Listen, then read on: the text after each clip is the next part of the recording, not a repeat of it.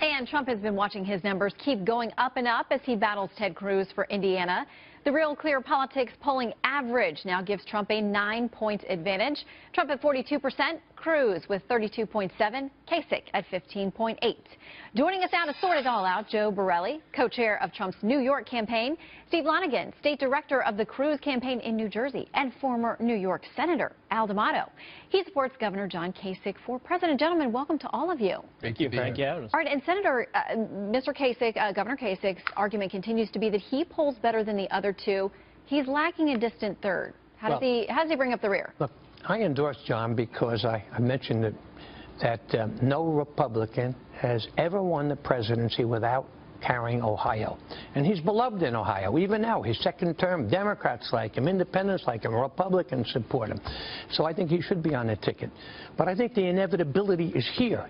Notwithstanding that I supported him, you got to look at it. The numbers are one guy, and that person is Trump. And Trump's going to win Indiana.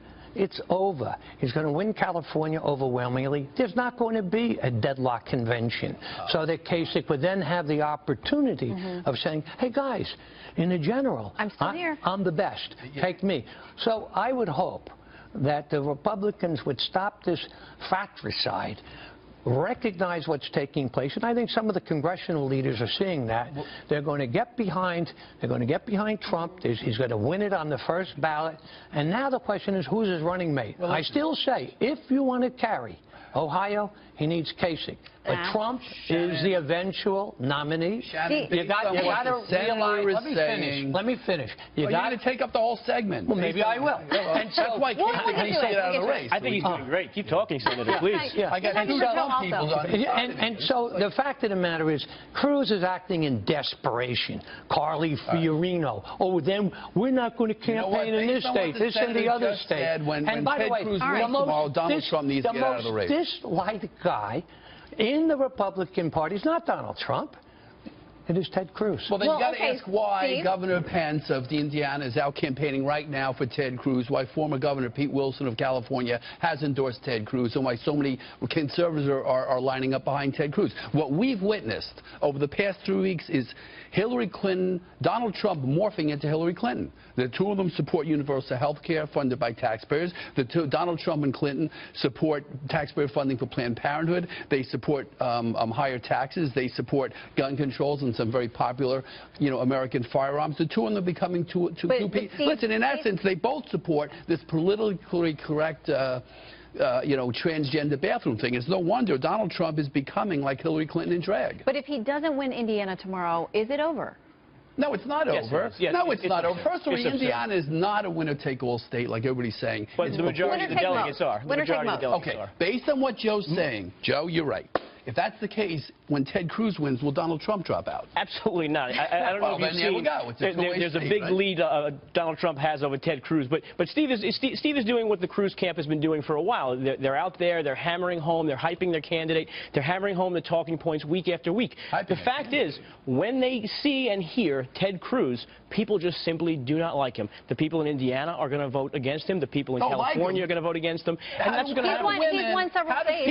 He's won several states. But there's one thing we've seen over the past few weeks is that all the polls are now breaking towards Donald Trump. As the senator pointed out, the majority of Republicans are accepting the fact, if not outright liking the fact, that Donald Trump is going to be the nominee. When he takes 45, 50 delegates from Indiana, it's over. It's Ted Cruz's Alamo. We knew, of course, geographically, we knew the Northeast. I mean, we knew that it was going to be good for Donald Trump. So, but if Cruz doesn't prove that he can rebound somewhere as we head back out into the Midwest and head west, does he have an argument, Steve? He has a very sound argument because it's going to become about the issues. I mean, we're going to be talking about the issues that Donald Trump does not want to talk about. But the Northeast, my two Northeastern comrades on each side of me, are not going to anoint the next Republican nominee. And we're going to go to the West now, and the West is going to vote very, very differently. We're going to go into a very competitive convention, and there's going to be speeches, and there's going to be discussion of the issues. And if people are going to realize that Donald Trump is becoming more and more like Hillary Clinton every single day. Senator, does he make nice with the GOP, with the party, with the leaders? Yes. Do you think that they okay, we'll get behind him. We're hearing more and more about unity. Will Donald Trump be able to achieve that? More and more you're seeing this. Even the Republican national chairman has said nice things about Donald. He said we're working together. I was down in D.C., and I don't go there very often, and I see more and more of my old colleagues recognizing the inevitability and understanding that they've got to come together, and they've got to try to give Donald some of the support that he desperately needs, and he's going to get it. And the fact of the matter is that he's outpolled everybody by millions of votes, and he's going to carry Indiana by 6 to 8 points. That's a conservative estimate, and when he does, it's over. Game over. No wonder Kasich losing so badly. His own guy's throwing him under the bus. You're supposed to I didn't notice that. I'm not throwing him under the bus. He's under the bus. The tracks are rubbing down his front and back. He's making an impartial assessment. I am saying, look at the facts and don't deal with emotion. Look at the facts, and the facts show that he is on the way. Trump is on the way to victory. Well, if not, there are really high expectations for him tomorrow, so we'll see. You should come to D.C. more often. All three of you will have lunch, and we'll continue our discussion. How about it? Look forward to it.